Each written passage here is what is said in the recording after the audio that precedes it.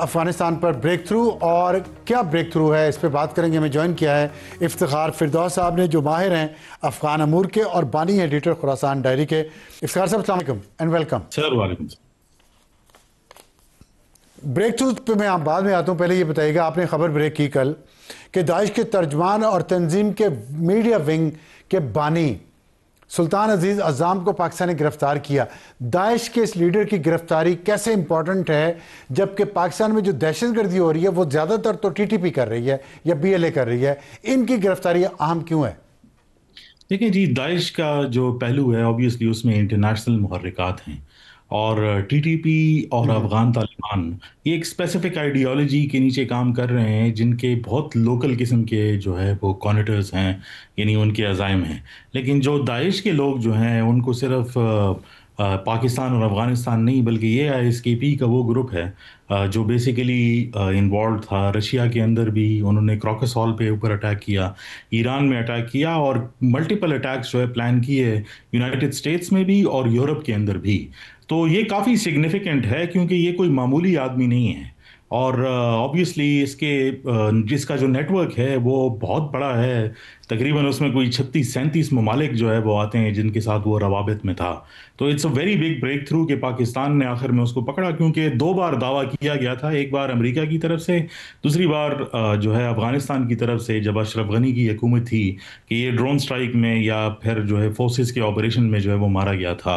इसका जिंदा निकलना खुद भी जो है एक बहुत बड़ा जो है मुअम्मा है कि उन क्लेम्स के पीछे जो है क्या सदाकत थी। लेकिन पाकिस्तानी इंटेलिजेंस की ऑब्वियसली एक बहुत बड़ी जो है वो कामयाबी है। शायद लोकल सतह पर जो है मीडिया उसको उस तरह जो है वो समझ नहीं सका, लेकिन जो सुल्तान अजीज अज़ाम की दाइश खुरासान के अंदर हैसियत है वो बिल्कुल ऐसा ही है कि उसने जो नेटवर्क बनाया था, जो प्रोपागेंडा का वो रिक्रूटमेंट कर रहा था बगैर किसी लोगों से मिले हुए, बल्कि सिर्फ और सिर्फ जो प्रोपागेंडा का जो एलिमेंट था उसके जरिए टेलीग्राम पर और encrypted channels, Instagram, Facebook, TikTok, सबको उसने जो है वो फ्लड किया हुआ था। और वो आज़रबाईजान, टर्की, तुर्कमानिस्तान, ताजिकिस्तान, हर जगह से जो है वो रिक्रूट्स इकट्ठे जो है वो कर रहा था। आई थिंक इट्स ठीक है, वेरी बिग। तो इससे पाकिस्तान को रीजनल लेवल पे फायदा होगा? देखिए अंसार साहब सबसे इम्पोर्टेंट पार्ट जो है वो ये है कि ये तकरीबन मई के महीने में जो है वो इसको जो है वो पकड़ा गया था और यूएन की रिपोर्ट बहुत क्लियर है कि वो मई 16 को जो है वो इसको जो है वो एप्रीहेंड जो है वो किया था। सबसे जो है मज़ाकन बात जो है वो ये है और जो परेशानी की भी बात है कि अफ़गानिस्तान के तर्जुमान ने और बाकी सारे लोगों ने पाकिस्तान पर इल्ज़ाम लगाया था कि आपने इसको जो है वो रखा हुआ था अपने पास और इसके साथ वो मीटिंग्स कर रहे थे। और कुछ ऐसे एंटी पाकिस्तान वॉइसेस भी थे जो इन सारे, क्योंकि ये मशहूर लोग थे तो इनके नाम लेते थे कि पाकिस्तान के अंदर हैं और पाकिस्तान की इंटेलिजेंस एजेंसी इनकी मदद कर रही है। उस वक्त भी जो है ये पाकिस्तान स्टेट के कब्जे में था और बहुत सारे जो दुनिया की इंटेलिजेंस ममालिक हैं उनको पता था। बल्कि अगर मैं आपको ये कहूँ कि ये जो रिपोर्ट आई है अक़वाम मुत्तहिदा की, ये मई के अंदर ड्यू थी, लेकिन कुछ ऑपरेशनल रीजंस की वजूहात की वजह से इस रिपोर्ट को जो है वो डिले कर दिया गया और उसमें पाकिस्तान का कोई किरदार नहीं है। पाकिस्तान ने जिस दिन ये पकड़ा गया था उसी दिन जो है सबमिशन जो है वो कर दी थी। तो मई की रिपोर्ट जो है अब दिसंबर में जो है वो रिलीज हुई है। तो कुछ लोग इसको इसके साथ भी जोड़ रहे हैं कि शायद जो है वो आसिम मुनीर साहब जो है वो यूएस जा रहे हैं तो इसलिए इसको जो है वो पब्लिक किया गया। अगर कोई यूएन का कोई क्रेडिबल बंदा हो तो आप उससे भी पूछ सकते हैं कि ये रिपोर्ट ड्यू मार्च में थी, लेकिन इसको अभी जो है वो रिलीज किया गया क्योंकि उसमें कुछ चीज़ें थी जो वेट करने के लिए थी और तमाम ममालिक के उसमें कंसेंसस जो है वो ज़रूरी होता है। तो इम्पोर्टेंट बात उसमें यही है कि अज़ाम जो की लोग गिरफ्तारी लगा का रहे हैं। इस यूएन रिपोर्ट से क्या ताल्लुक है? देखिए जो जितने भी जो ये रिपोर्ट जो होती है यूएन की रिपोर्ट, उसके अंदर जो मेंबर कंट्रीज हैं उन सबको सबमिशंस करनी होती है और इसको सैंक्शंस कमेटी जो है वो कहते हैं 1261।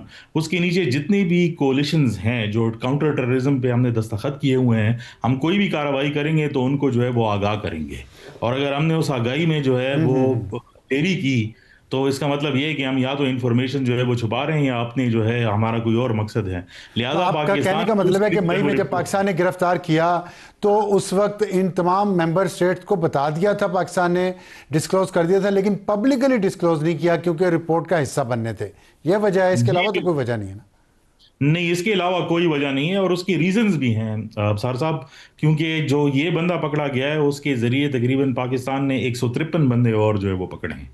तो वो ऑपरेशंस, क्योंकि वो उसको डिस्क्लोज नहीं करना चाहते थे इतनी जल्दी भी कि पता जो है वो लग जाए, तो लिहाजा ठीक। काउंटर टेररिज्म की जो चीज़ें होती हैं वो ऑब्वियसली इंटेलिजेंस से रिलेटेड होती हैं। अब जब वो रिपोर्ट क्लियर होके जो है वो सामने आई है, तो उसमें बहुत क्लियरली पाकिस्तान के मौक़िफ़ की जो है वो तायीद भी की ठीक गई है। है।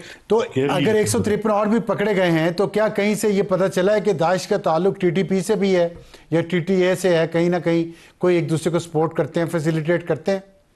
देखें, उसी दिन जिस दिन इसकी जो है गिरफ्तारी जो है वो पब्लिक की है, उसी दिन दाइश ने खुद जो है वो ये बात जो है वो की है कि उनके साथ जो बलूचिस्तान में लोग जो है मुंसलिक थे, वो सब के सब टीटीपी में जो है वो पहले जो है वो काम करते थे।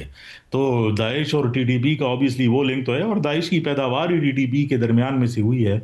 ये बात तो हिस्ट्री का हिस्सा है कि दाइश जब बनी थी उसमें सबसे बड़ा चंक जो था वो टीटीपी से जो लोग जो है दाइश की तरफ जो है वो गए थे। तो इनकी ऑपरेशनल जो है वो एक दूसरे के साथ ताल्लुकात भी हैं और लॉजिस्टिक भी हैं। बल्कि कई बार जो पाकिस्तानी तालिबान के जो उनके जो अमीर हैं, उनसे कई बार जो है मैंने पर्सनली जो है वो सवाल जो है वो किया कि आप दाइश के बारे में क्या कहते हैं, तो उन्होंने इस बारे में कोई भी बात करने से जो है वो गुरेज जो है वो किया है। लिहाजा इस बात की ठीक है। इंडिकेशन है कि तो इसका मतलब इनका आपस में ताल्लुक है। ये बताइएगा कि ये बड़ी कामयाबी आपने कहा फिर, लेकिन हम टीटीपी, नूर वली महसूद है या हाफिज गुल बहादुर है या और उनके लोग हैं, उनके खिलाफ कोई मेजर कार्रवाई या कोई उनका बंदा, मेजर बंदे पकड़े जाएं, ये क्यों नहीं हो रहा? क्योंकि हम देख रहे हैं कुछ वीडियोस भी आती हैं, कोई इस्लामाबाद की है, कोई पेशावर की है, पता नहीं वो फेक है ये सही है, लेकिन हैं तो सही वीडियोस। तो इसके बारे में क्या अब कहेंगे आप? अबसार साहब, जो अब सऊदी अरेबिया ने एक कंसोलिडेशन करने की कोशिश की है और कॉन्सलेशन भी की है दोनों ममालिक के दरमियान में, जिसके बाद आपको पता है कि वो डिक्लेरेशन भी हुई, इस साइड से भी उलमा को इकट्ठा किया गया, उस साइड से भी। उसके बाद कुछ पॉजिटिव स्टेप्स नजर आते हैं, लेकिन मैं कॉशियस ऑप्टिमिज्म से जो है वो बात करूंगा।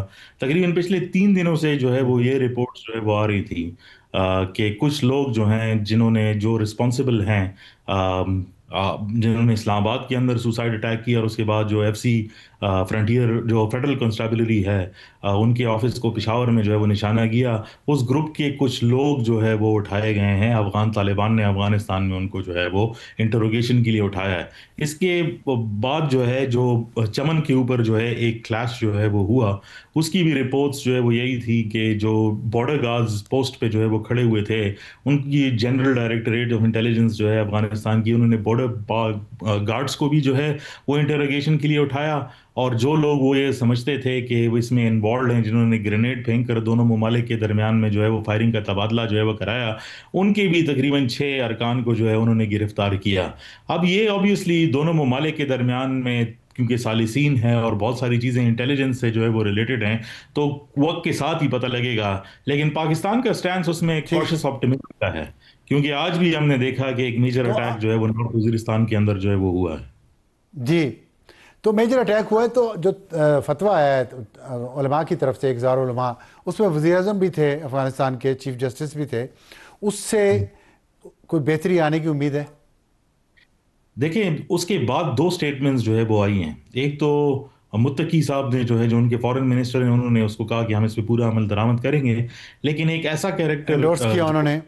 जी उन्होंने इंडोर्स किया, लेकिन एक ऐसा कैरेक्टर जो इस सारे मामलात में उसकी कोई पब्लिक इमेजेस भी नहीं है, वो है ताजमीर जवाद, जो उनके डेप्यूटी इंटेलिजेंस चीफ हैं और वो कंदाहार के जो है ऑलमोस्ट राइट हैंड मैन है। उन्होंने जो है वो एक ऑडियो मैसेज रिलीज किया कि हम इसकी जो है वो पासदारी जो है वो करेंगे, जिसके बाद इन गिरफ्तारियों की जो है वो खबरें अच्छा। आने लग गई हैं। अफगानिस्तान के अंदर कुछ अच्छा। सोर्सेज ने कंफर्म किया है, पाकिस्तान की तरफ से अभी तक कोई ऑफिशियल स्टेटमेंट इसके ऊपर नहीं आया।